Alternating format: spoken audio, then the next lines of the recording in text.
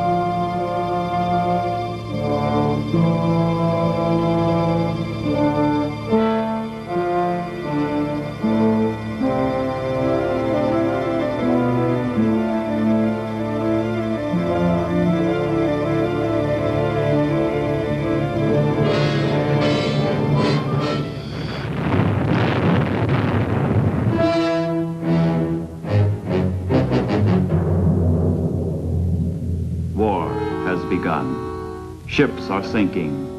Men are dying. It is September 1939. While German panzer divisions race toward Warsaw, the German Navy, powerful, efficient, its morale high, prepares for a greater, more decisive struggle, the Battle of the Atlantic. Hitler's admirals know that command of the sea means the death of Great Britain and victory in Europe. They also know if the stronger Royal Navy bars the way on the surface, victory may be won in the depths. At the outbreak of war, they begin expanding their U-boat fleet by as much as 1,000% a month. Germany's ablest scientists and technicians concentrate on perfecting the submarine, multiplying its range and deadliness. For fascism to survive, it must kill. The time has come. And Hitler hurls his U-boats into the Atlantic to ravage and destroy. The elite of the Nazi Navy, its best commanders, its most highly trained crews, man the submarines. To them falls the crucial mission of isolating Great Britain, of severing the arteries that feed her. If enough of England's ships are sunk, the issue will not be in doubt. England starves. Europe dies. As war begins, England expands her now hopelessly inadequate merchant marine. In addition, hundreds of escort vessels are desperately needed to protect the cargo ships. For months to come, they will be pitifully few.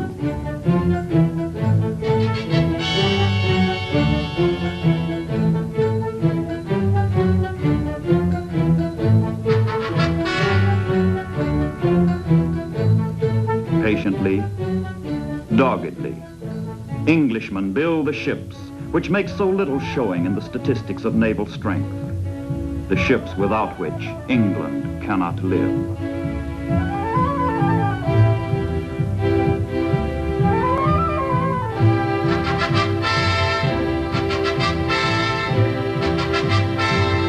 Canada's men and material enlist in the cause of decency and survival.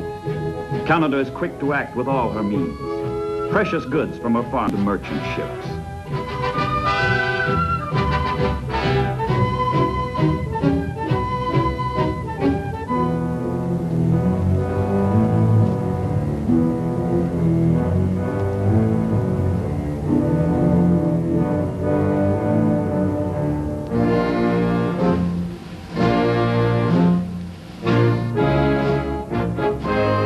Makeshift convoy set out for the perilous crossing under the patchwork protection of converted yachts, the fishing fleet, and, if they are lucky, a ship or two of the hard-pressed Royal Canadian Navy.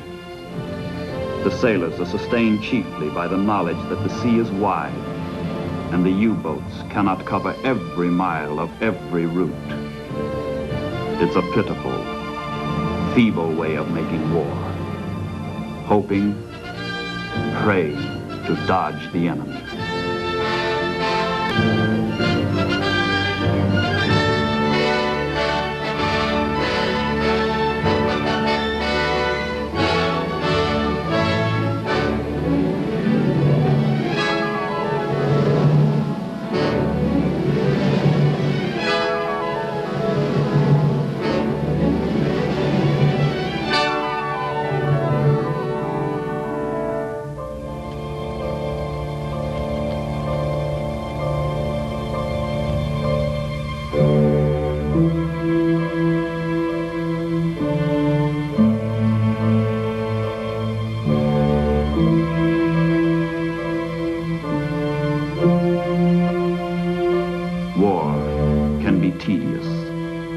bored.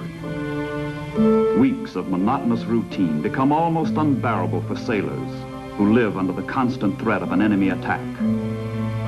Theirs is a cruel death, should they be torpedoed. The convoy cannot stop. It must go on until it reaches England, or until it's spotted by the Germans, whose submarines are prowling, shadowing, waiting to move in for the slaughter.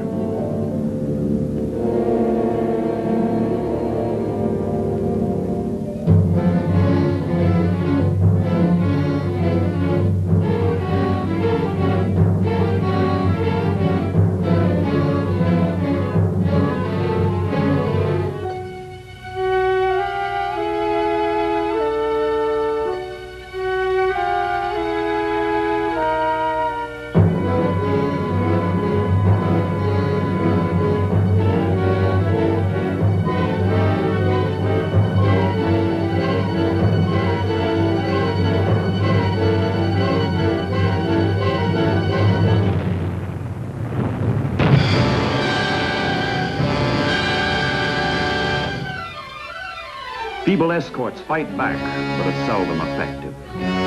How can World War I equipment cope with World War II submarines? But the subs must be fought.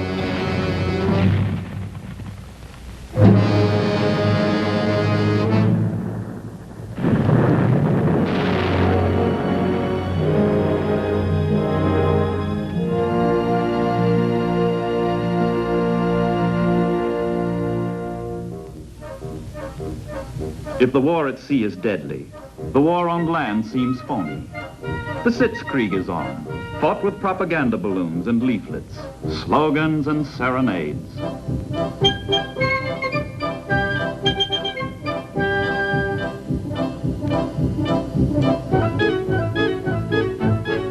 The Maginot Line seems impregnable, and the French soldiers relax.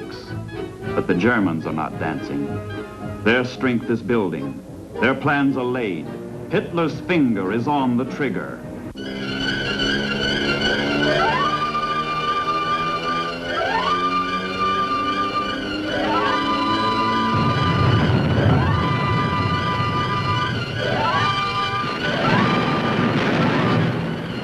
Holland is crushed.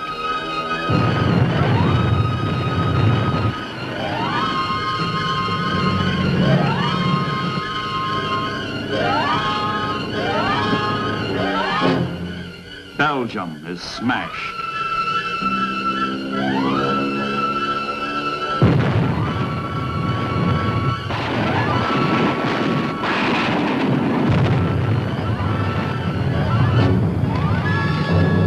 France is broken.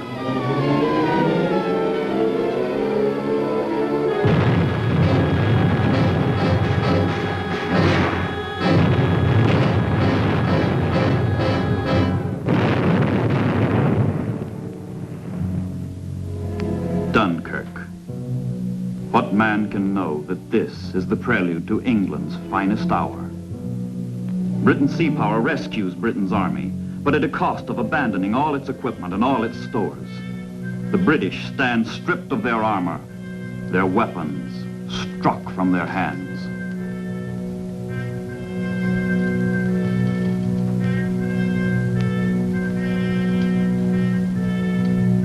It is the hour of catastrophe. It is the hour of the brown triumph.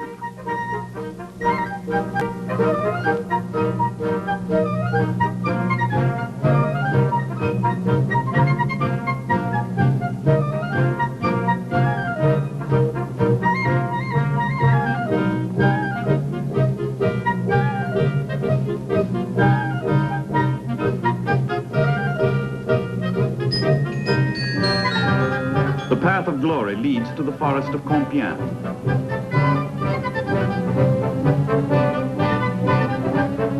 With vulgar histrionics, the Nazis staged France's humiliation in the same railway car where the Germans capitulated 22 years earlier. The French surrender, and it is Hitler's turn to dance.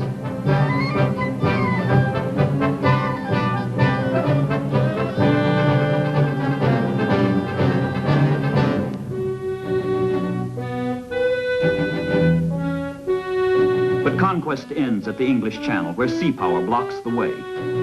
Yet with the French ports in German hands, the striking power of the Nazis grows enormously. The enemy moves into powerful new positions that menace England's very shores. Now the submarine bases are a mere night's run from the ship lanes that sustain England's life. Now the U-boats are at England's throat. 6 weeks of blitzkrieg has made them 10 times as dangerous as before, 20 times as potent.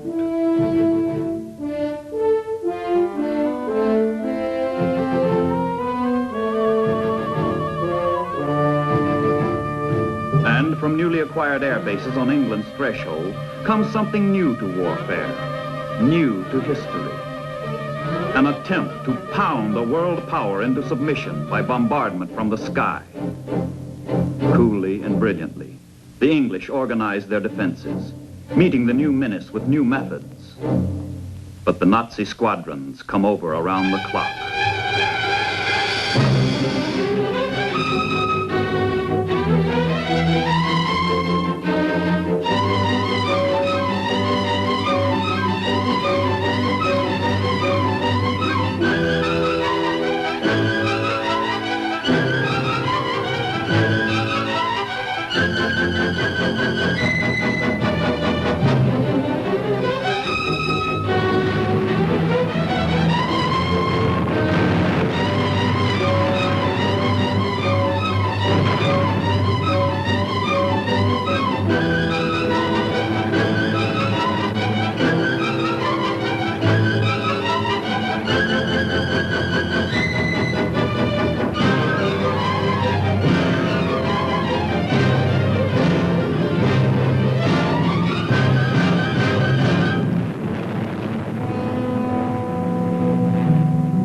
By caring not how she expends her blood, sweat, and tears, England stands firm. Hitler does not force her to her knees. A democratic people wins the Battle of Britain. But for Britain's leaders, the situation remains desperate. If freedom is to survive in the old world, the new world will have to act. In America, public opinion is slowly, surely forming.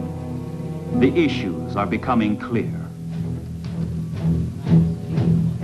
Congress moves boldly to safeguard American security by forthright aid to Great Britain.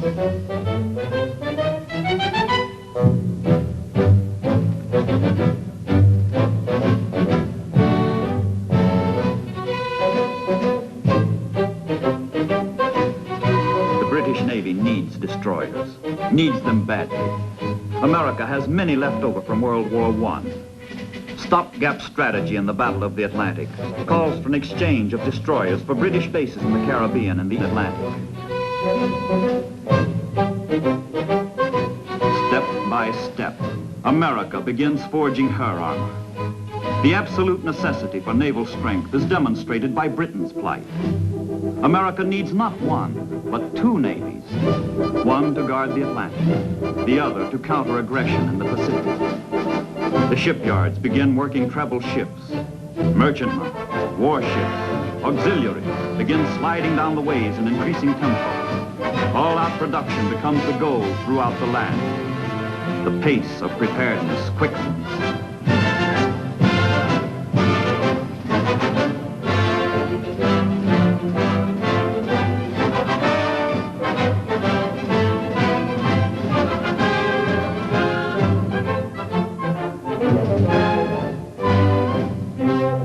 Materials by themselves are no longer enough.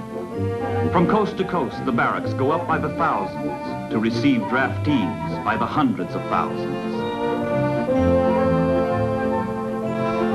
Far-off areas become vital to the United States. Greenland lies at the crossroads of the North Atlantic.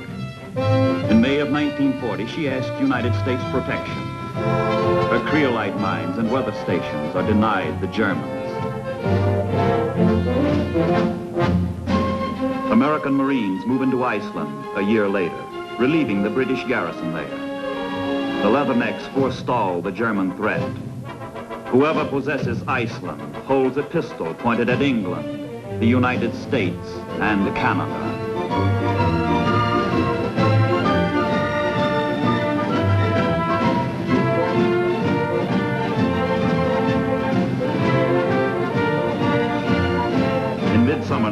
1941, Churchill and Roosevelt meet off Newfoundland to proclaim the Atlantic Charter. The four freedoms. Freedom of speech and of worship, from want and from fear. But these are the realities that support the ideals. The ships, the men, the supplies on which all depends. The ships plod along the North Atlantic convoy routes at dangerously sluggish speed, their pace regulated by the slowest merchantman in the convoy. And the slower the convoy, the easier it falls into the trap of roving U-boats.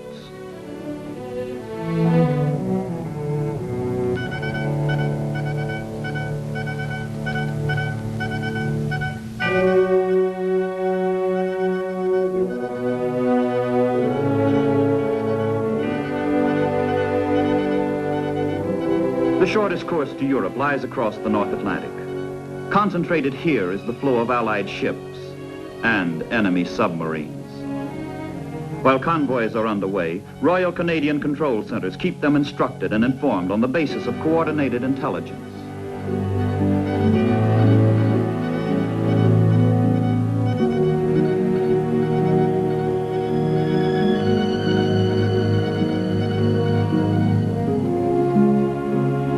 At sea, protection is weak, the menace grave. Around the rim of the convoy, the escort vessels keep station, herding the merchantmen toward their destination. In September 1941, the United States Navy joins the British and Canadians in protecting the convoys half their way across the Atlantic. American sailors are in the shooting war, though their country is not.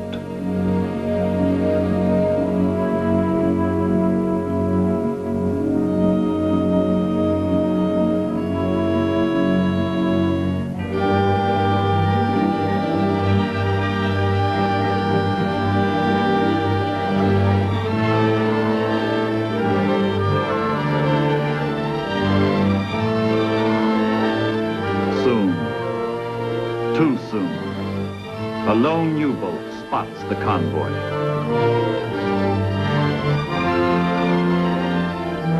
Its mission is to plot the convoy's course and speed and relay the information by radio to German naval headquarters on the French coast.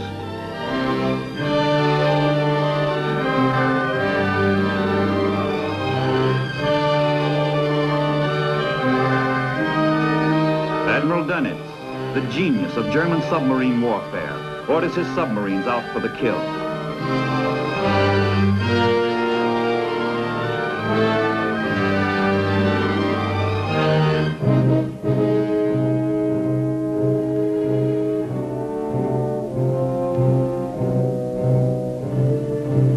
The U-boats in the area of the convoy are alerted and directed to an assembly point where they coordinate into a unified striking force known as a wolf pack.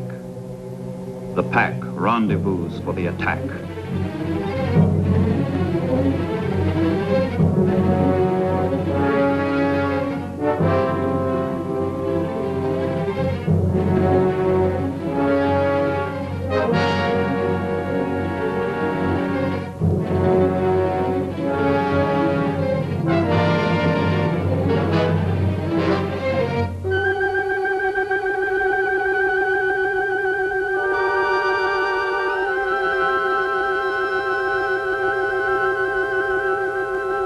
The convoy is on guard. Sonar, ASDIC as the British call it, sends a sound wave into the depths.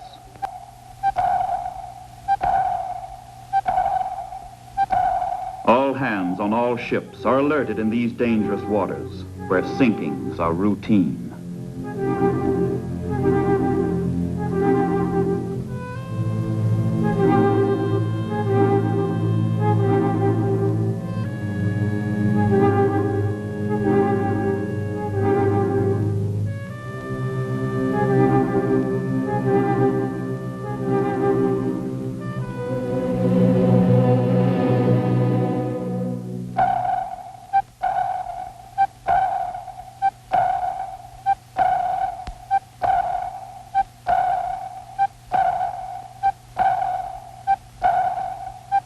Contact.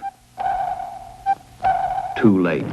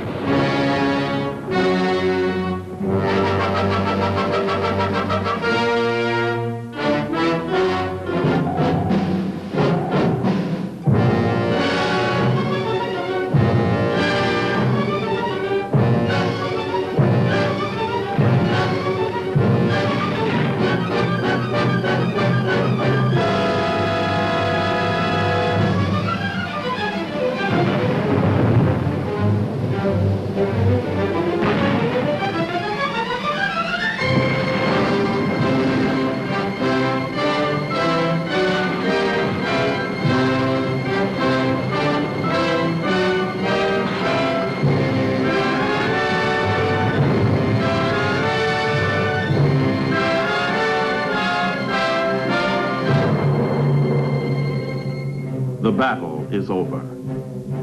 Home are the victors, home safely from the sea. They have brought England a little closer to starvation, closer to defeat. Triumph and glory are theirs.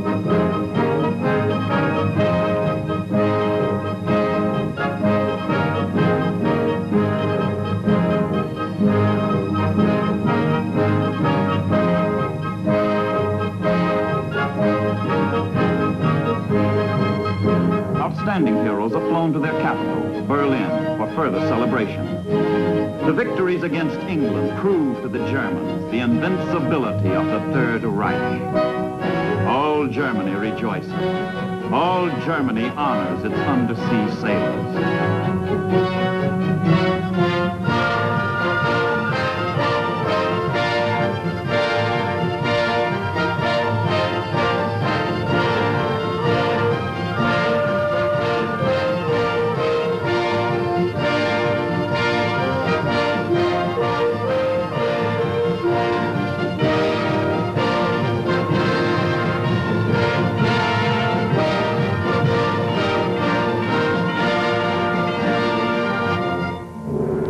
Death and destruction are the cause of the celebrations. Even before the United States enters the war, the bottom of the Atlantic is a formidable cemetery of Allied ships. The sea, only the drifting remnants of disaster.